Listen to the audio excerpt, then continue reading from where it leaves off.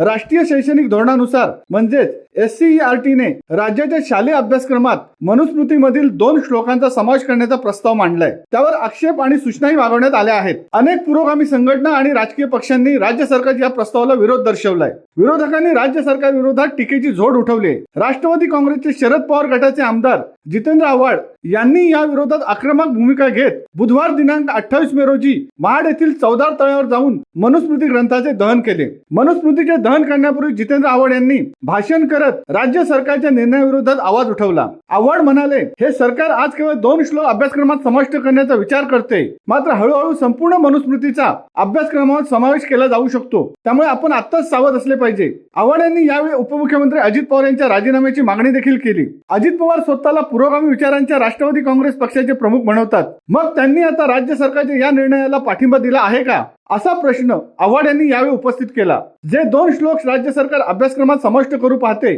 ते दोन्ही श्लोक आव्हाड यांनी यावेळी वाचून दाखवले। तसेच मनुस्मृतीमधील इतरही काही आक्षेपार्ह श्लोक वाचून दाखवले आणि त्याचा अर्थ सांगितला। शिवसत्ता टाइम्स न्यूज ब्युरो, महाड। दे धडक बेधडक वृत्त देणाऱ्या आपल्या शिवसत्ता टाइम्स न्यूज चॅनलला लाल बटन दाबून सबस्क्राईब करा आणि बेल आयकॉनला क्लिक करायला विसरू नका।